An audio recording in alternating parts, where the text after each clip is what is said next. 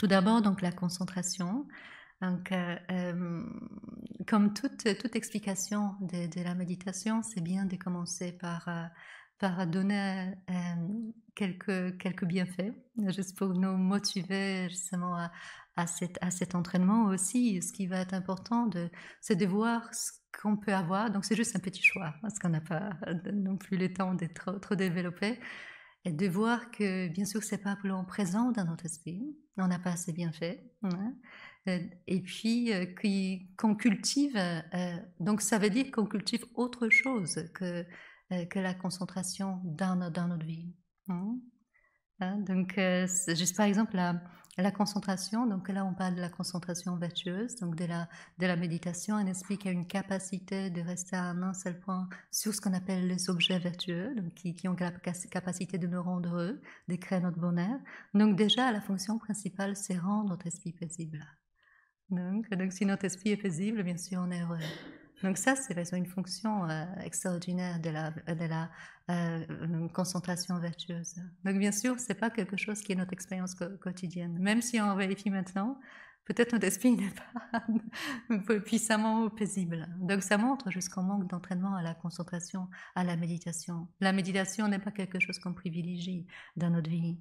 Et puis si on a justement, on grandit cette expérience de paix, de bonheur intérieur, donc naturellement on a de moins en moins d'attirance pour les sources de plaisir et de bonheur extérieur. Donc bien sûr, nous on panique parce qu'on pense que c'est vraiment important d'être attiré par les sources de plaisir et de bonheur extérieur.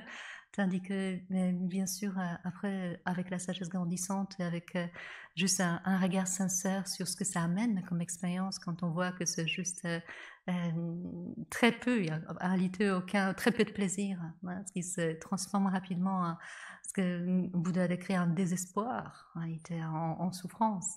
Hein. Donc on veut justement d'être attiré par autre chose, par ces sources trompeuses. Donc là, la réelle source du bonheur, c'est effectivement c'est cette paix qu'on peut établir dans notre esprit grâce à la concentration.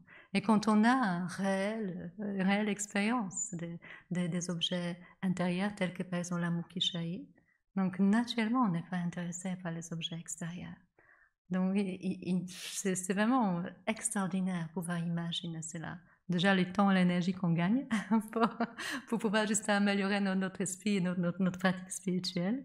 Et puis, un des effets essentiels, c'est aussi la souplesse. Donc, notre corps et notre esprit qui devient extrêmement souple. Donc, notre corps et esprit qui sont confortables tout le temps, qui sont flexibles, qui sont faciles à utiliser. Donc, bien sûr, faciles à utiliser surtout pour les activités qui créent notre bonheur, pour ce qu'on appelle les activités du Dharma. Donc, on n'est jamais fatigué. Hein. On a tellement de méthodes justement pour stopper notre fatigue. Je sais pas, en commençant par les compléments alimentaires, en passant par plein de choses. Tandis que la méthode parfaite, c'est développer notre concentration. Jamais fatigué. Ni physiquement, ni mentalement. On peut jamais dire, par exemple, je suis débordée, j'arrive plus, je sais pas quoi faire, j'ai besoin de souffler. C'est impossible. Parce qu'on a justement cette expérience de concentration. Donc on a, ça c'est un argument qui m'a toujours profondément touché, c'est on a un corps souple, en excellente forme, sans faire aucun exercice physique. Donc, bien sûr, ça montre tout de suite mon intérêt pour l'exercice physique. Moi, justement, je préfère développer la concentration. Je vais mettre mon énergie là-dedans. Donc, c'est extraordinaire. Donc, et puis, bien sûr, on a un esprit qui est naturellement émerveillé, naturellement ravi. Dès qu'on, justement, on a accès à des explications, des causes, par exemple, du bonheur, dès qu'on reçoit une explication spirituelle, dès doit contempler, méditer, imaginez avoir un tel esprit. Hein, c'est juste, on médite, l'esprit immédiatement ravi. Hein, donc ça, c'est aussi un effet, je sens cette souplesse qui vient de la concentration.